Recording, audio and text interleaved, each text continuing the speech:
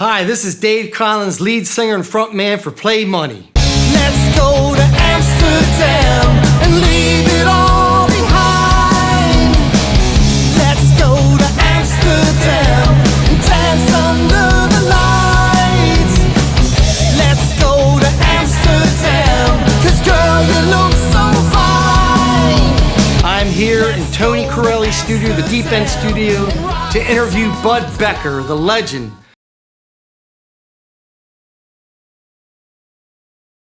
So Bud Becker, let me start off here. The days of Hammerjacks. Can you tell me about the bands that played at Hammerjacks? Oh, we had so many bands coming in.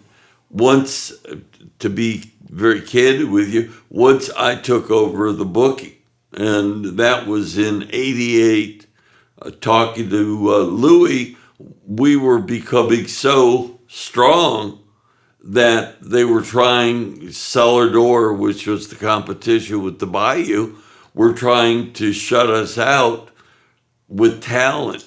And where that came to a head, I was at Louis. Louis Principio was the owner of Hammerjacks. We were getting our talent through Don Wayner and Upfront Promotions. And I tried to explain to Louis that they were not giving us the major talent that we needed. And I wanted to take it over. Louis and his dad, who was also working Hammerjacks, they didn't want to do that. What came to a head was Autograph. We played Autograph. We had Autograph out in the studio behind Hammerjacks. Mm-hmm. And at that point, Louis wasn't really in his proper mindset. And he thought 98 Rock was ripping him off, which they weren't. They were giving him the Autograph show. And long story short, there was a disconnect between Hammerjacks, Louis Principio, and 98 Rock. And 98 Rock, after that, refused to go to Hammerjacks. And you turned it all around, didn't you? Turned it all around. And ultimately, what I did, I had friends in the industry before I came to Hammerjacks. And among them was Bud Carr. And Bud Carr was the manager of Deep Purple. Mm-hmm. So, and Bud and I had done Deep Purple back in the 70s. The package was Deep Purple, Elf, and Electric Light Orchestra. Mm-hmm. And also, as a side note to that, Cameron Crowe was writing for the Rolling Stone. And he was the youngest writer for Rolling Stone. I think it was 17. Mm-hmm. And Bud Carr, they wanted to send somebody down to do an interview with Cameron Crowe about the band Deep Purple. That was the reunion tour of Deep Purple, and they were going to play up in New Jersey for John Shear. They wanted a warm-up date, and Bud Carr called me at Hammerjacks and said, hey, we just need a warm-up date. Are you guys interested? Deep Purple, and, of course. So Bud Carr and I worked out the deal that we would provide a back line. It would have been cost maybe $10,000, but we were going to get a free show with Deep Purple, and what we were going to do is tie it in with 98 Rock, which helped re-cement the relationship that had been abroad. And we got that an agreement between Bud Carr and myself. And Bud said, how do you want to handle this? And I said, well, I don't need the glory. Let's go back. It was Premier Talent booking. Let Premier Talent call Don Wayner. Let Don take it to Bud Carr. And we already know what the deal's going to be. It's $10,000 for to get everything done. And it's going to be a free admission. And 98 Rock is going to give away the tickets. And it's great. So I hung the phone up. The next thing I know, it's about a day or so later, I get a phone call from Bud Carr. And he is furious. He says, what is going on with Louis Principio? I said, what are you talking about? I said, the deal's done. And he said, no. Premier just called me and said through Don Wayner that they want a $10 ticket in order to have this go forward. But if you want to play the Bayou will do it. And I said, what are you talking about? I said, we already agreed. He said, no, that's what Premier said. I said, hang on. I put Bud Carr on hold because I was in my office, went over to Louis' office. He had the big office there. And of course, the phone is blinking because I've got him on hold. And I said, Louis, I need to pick this phone up. I got Bud Carr on the phone. He said, yeah. So I put it, I said, Bud, are you here? Yeah. I said, Louis here. Tell him what Premier told you that would have to be done to play this Deep Purple date. So he goes, rattles this off. Louis looks at the phone and says, what are you talking about? And Bud says, that's what Premier told me. And right there, we straightened it out. And the rest is history. We did Deep Purple at Hammerjacks with tickets being given away via 98 Rock, sold the show out. And shortly after that, Louis agreed to take booking in-house and let me have the booking. And on a Sunday night, we had bought a fax machine. To give you an idea of the time, the fax machine came from this company in Baltimore. He Needs Me, if you remember the commercials. And we did it at 12 midnight on a Sunday night. We faxed every agent in the country that Don was out of booking Hammerjacks. I was in. If you wanted your act to play Hammerjacks, to contact me and the phone number. That's neat, yeah. And that was it. And we took over. And the first agency that agreed to work with me was CAA, Mitch Rose. And slowly but surely, everybody else fell in. The last agency to agree to book talent was ATI. And what happened, I was getting the acts. I'm going to finish this story. And ATI had the Eagles in a lot of major acts. And ATI would not book through me. In other words, the classic disaster was Femme Fatale. I was waiting. Femme Fatale, you remember the lady lead singer.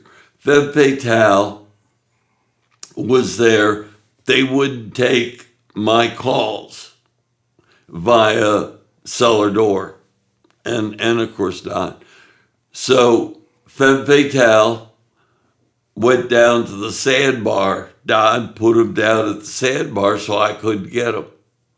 Well, it was a disaster because Femme Fatale brought in their own lighting rigs, and the sandbar's system wasn't strong enough to hold it, and it kept all of the stuff kept bottoming out, and they had to reset. It was a disaster. Wow. And sounds like it was crazy. oh, it was totally crazy. But the one loop is Femme Fatale was managed by the manager of the Eagles, Irv Azoff. And Irv Azoff, the Eagles used to say, Irv Azoff is crazy, but he's our crazy. So I wrote a fax to Irv and said, I'm sorry that this happened to your act, Femme Fatale, but if you had accepted my offer for the band to play Hammerjacks, you would have had a 40 by 20 stage. And I ran down the list. Yeah. Well, Irving did not know about ATI holding up artists from playing Hammerjacks. And he called Jeff Franklin, who was the president of ATI, and went off on him. Wow. And threatened if he didn't call me and start booking his acts into Hammerjacks, he would pull the acts. And the main thing he would have pulled was the Eagles. Because the Eagles were getting, I think, 75,000. They were doing stadiums back then. Wow. So next thing, Phil Ernst, the agent for ATI, calls me and said, congratulations, bud.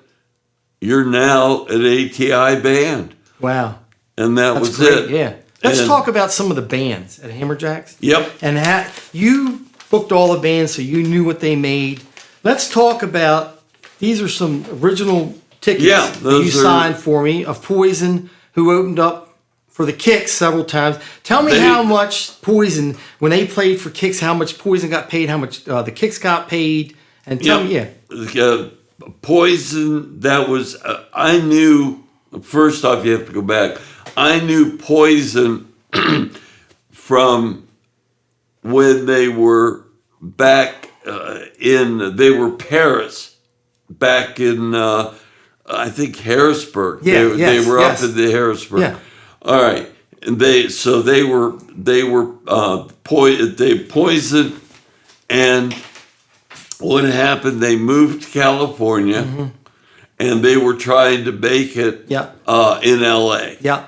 And in those days, what the deal was is you would, if you got a date at one of the clubs, there was a couple main clubs, it got a percentage. In other words, they would give you 200 tickets. You had to sell those 200 tickets in order to make any money. Or you had to give them away and eat it to get the exposure.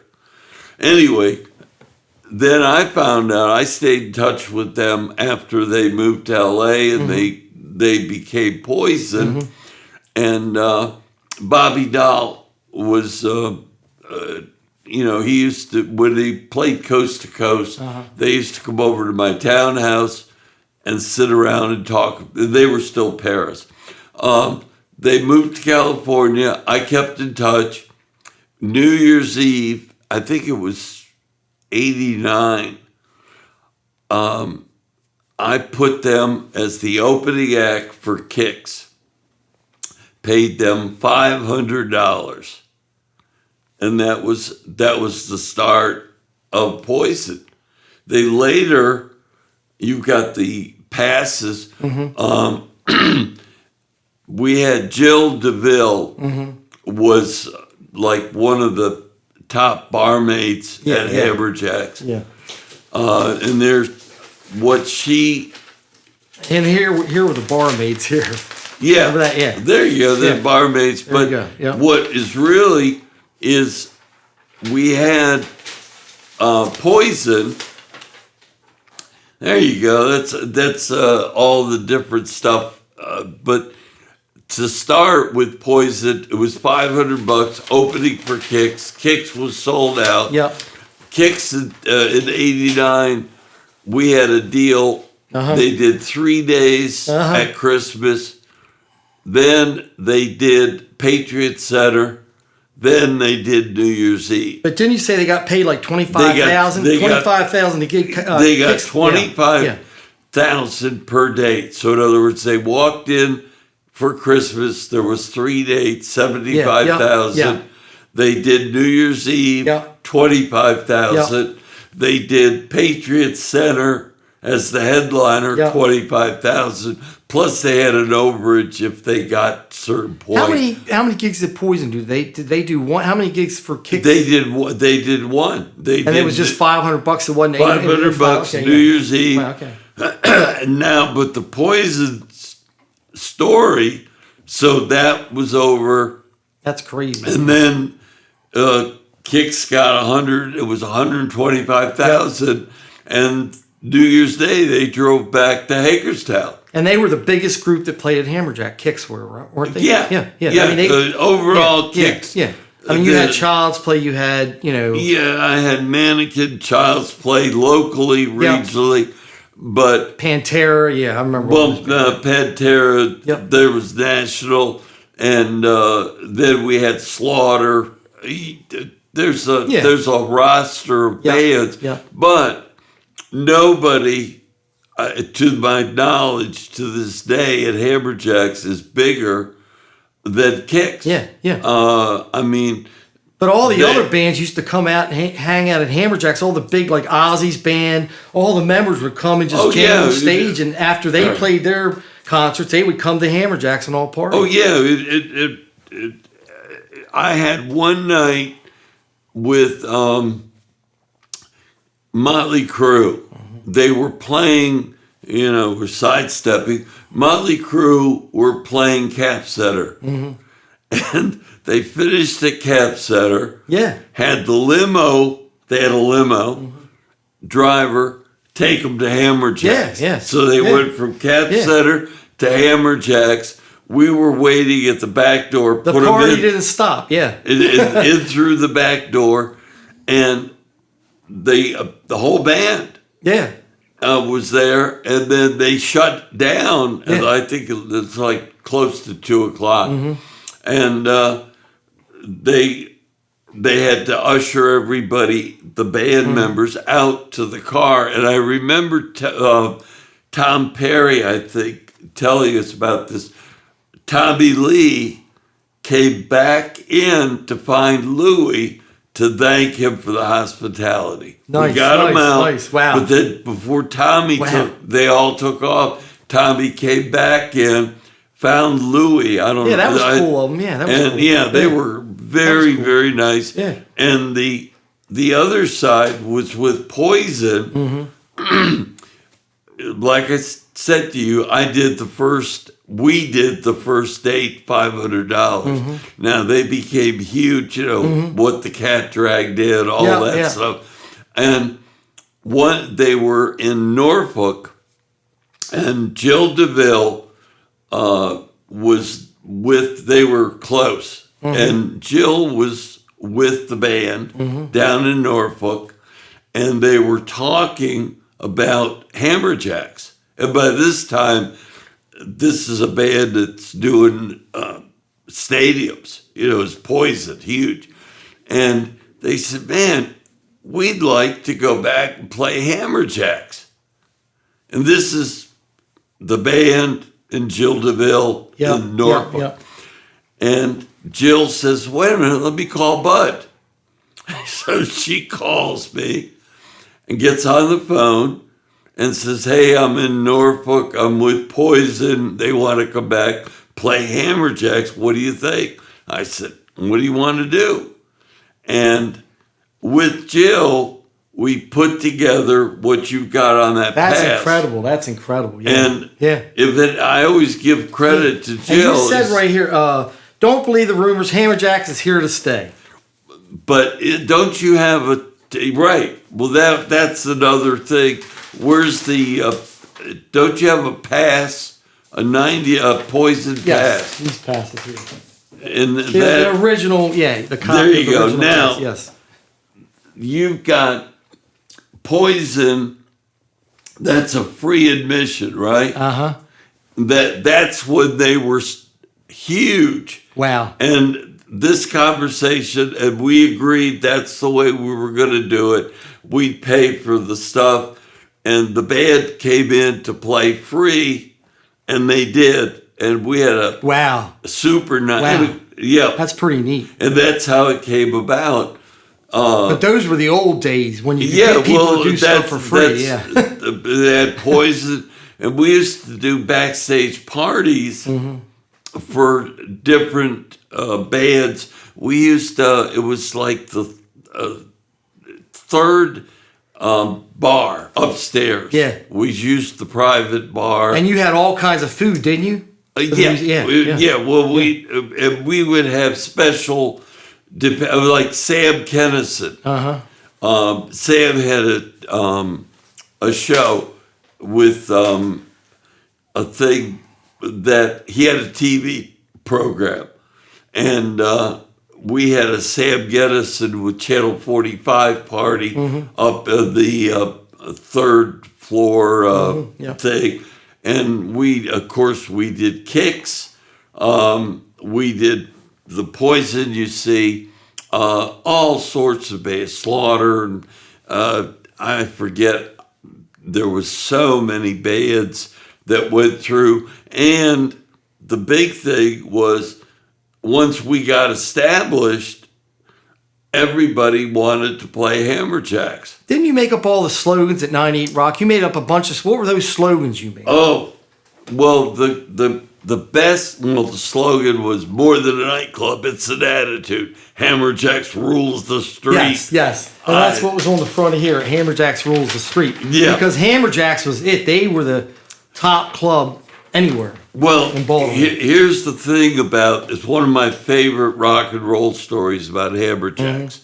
Hammerjacks rules the street, right? Yes. Okay. During this time period, Larry Milbourne had bought Steeltown? Steeltown. Yes. And he was remodeling it. But Steeltown was not open yet. Yep. So, but they were taking out ads. So every week I would see an ad for City Paper, and it would talk about Steeltown. This and that. So one day, City Paper, there's a back page, an ad for City Paper, and it's the whole thing, and it goes, rules. And I look at it, and I thought, it's Hammerjacks rules. And I thought, that's really catchy, Hammerjacks rules. And it's for Steeltown. Yeah. And I'm driving, I used to get ideas driving around the Beltway, and I thought about it. I said, Hammerjacks rules. But what's missing? It doesn't say what it rules. And I said, Hammerjacks rules the street. Wow, that's a great idea. Well, wait a minute. Wow. So incredible. I go, what a great thing. So I go, because I did all the commercials. I voiced everything. So I went in to Ty Ford's studio the next week and put the commercial, Hammerjacks rules the street. That's cool, yeah. So they still weren't open. But Hammerjacks rules the street took off, and Louis had printed up T-shirts that said Hammerjacks rules the street, because he was big on T-shirts and stuff. Well, what I did not know, until later, it was not a saying. What it was is it was referring to a sports bar in Gotcha. this complex, and it was Hammerjack's. It wasn't Hammerjack's Rules. It was Steeltown with a club geared to sports because you could play golf in this. Yeah. It was called Rules. Yeah. But I'm thinking it's something else. It's a saying, and I wanted to top it, and I did, and it became legendary for Hammerjacks, and ultimately they opened Steeltown later on, and they had a sports bar in there called Rules, and then ultimately they went bankrupt because whatever. But what amazed me about you is you always used to book out the venues. That was your you were always booking out the venues, whether it was Capitol Center, when you booked KISS. Tell us about the Capitol Center and KISS. Well, Cap Center with KISS, really, the real story with Cap Center, to me, goes back to when they opened in 1973. Okay. I think the first act was The Who. The second act was the Allman Brothers. The third act was Alice Cooper. And I took care, I did Alice Cooper and knew him from 1969. Yep. Great guy. Always terrific guy. Yep. That was Alice Cooper, right? Alice Cooper. Yeah. This is that. That's the first. That's the 69. Yeah, it was in the article, right?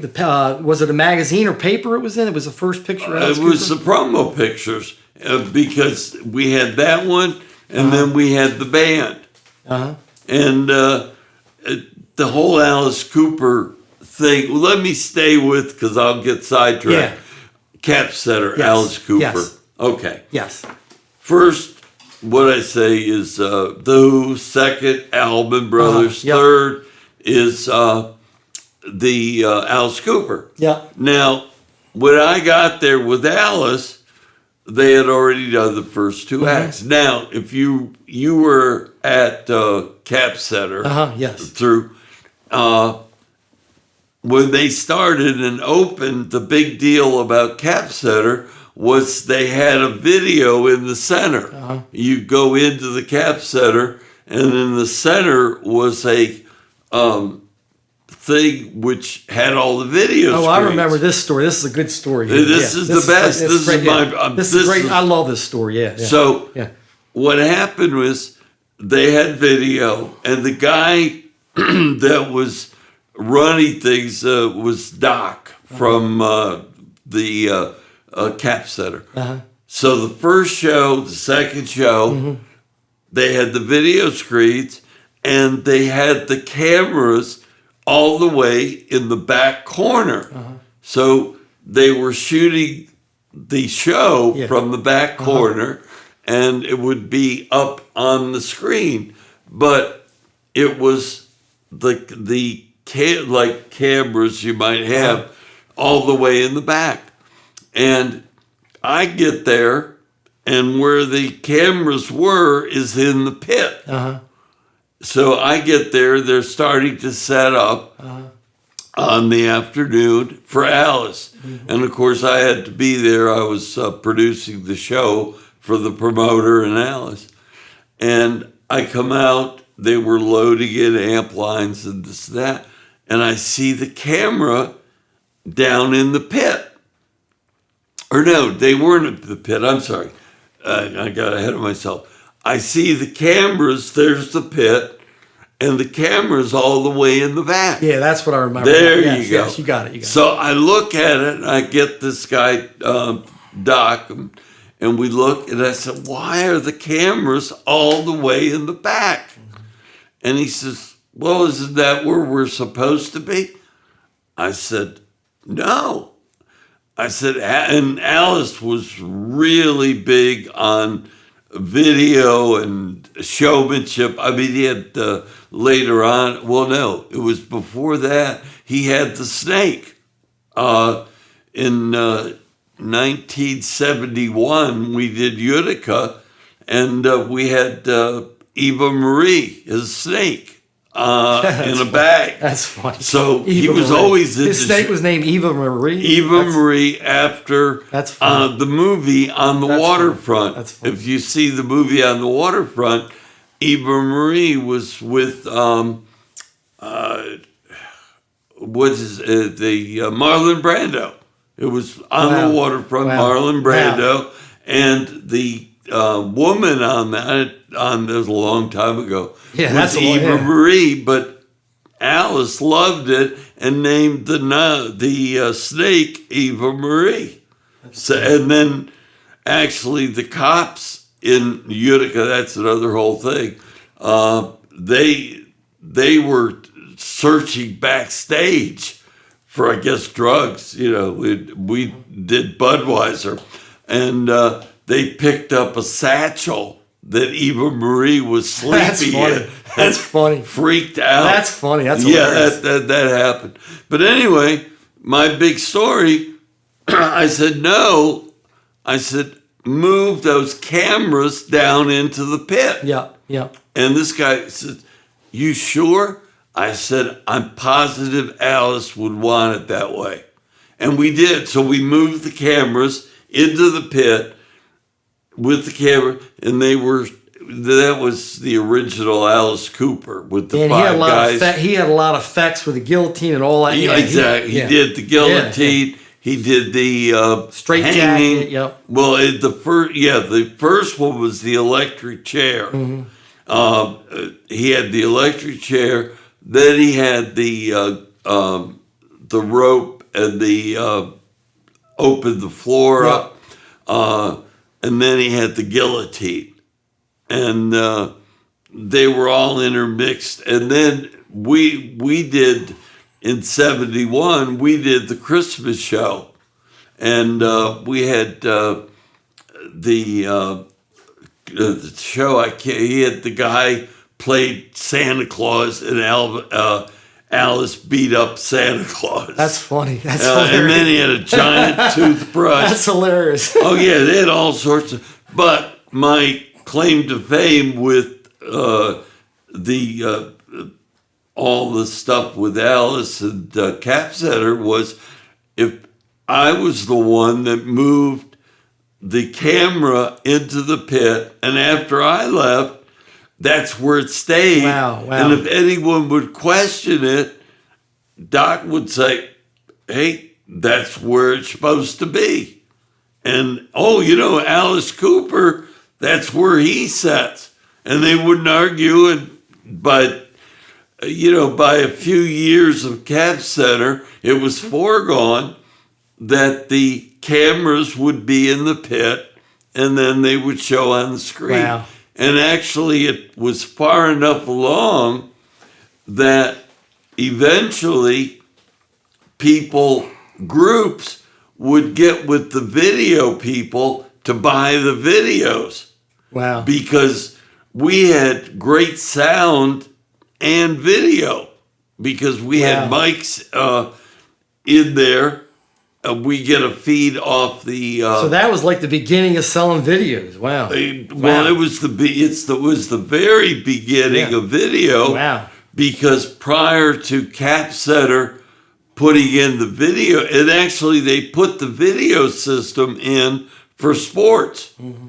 Because if you remember, Abe Poland had the teams. He had the basketball team and the Lakers and all that.